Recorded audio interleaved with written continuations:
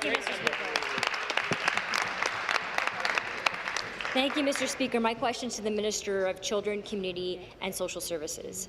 After more than 3 years of collecting testimony from Canadians through community meetings, town halls held across the country, the Commission of the National Inquiry into Missing and Murdered Indigenous Women and Girls delivered its final report yesterday.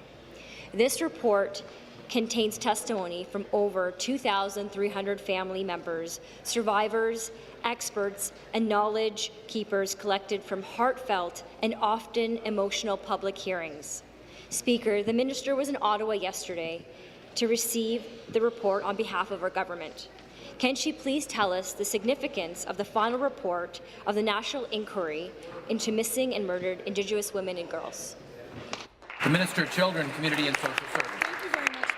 Thank the member from Barrie Innisfil for her strong leadership in defending all vulnerable women in the province of Ontario and for bringing this important question to the floor of the legislature today. I really do appreciate it because it is important that every member in this Assembly understand what took place yesterday in our country and right here in the province of Ontario. I was proud, as I mentioned earlier, to represent Ontario yesterday and also to be the only level of government, the only provincial government to bring us alongside our Ontario Regional Chief, Roseanne Archibald, to receive the report alongside me. I felt that that was important, Speaker, not only as a gesture, but as the next step after the Missing and Murdered Indigenous Women and Girls report was tabled.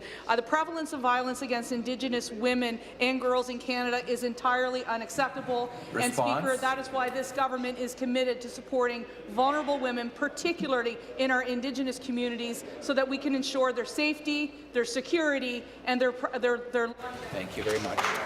Supplementary question.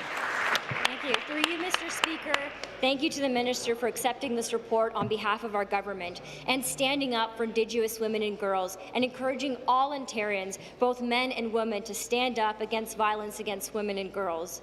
Speaker, this report highlights statistics that show Indigenous women and girls in Canada are 12 times more likely to experience violence than non-Indigenous women during their lifetime, and demonstrates through testimony how issues such as sex trafficking, exploitation are affecting young girls in our communities.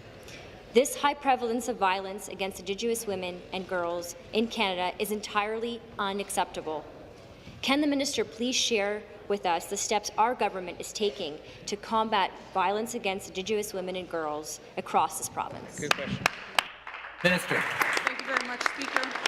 I take the issue of sex trafficking very seriously. That's why later today I'll be meeting with a number of survivors so that we can move forward on protecting women in a much more effective way across the province of Ontario, including our Indigenous sisters. The Ministry will continue working with First Nations, Inuit, Métis partners to support the delivery of culturally appropriate child welfare services as well. That's extremely important to us. Ontario has signed relationship agreements with 3 First Nations political territory organizations in relation to child and youth well-being. We have 12 Indigenous Children's Aid Societies right now who deliver culturally appropriate care in the province of Ontario, and these agreements and others in development demonstrate our shared commitment as a province to working together to improve outcomes and opportunities for First Nations, women and girls. And Speaker, I believe every single member of this Assembly stands committed in ensuring that we protect Indigenous women.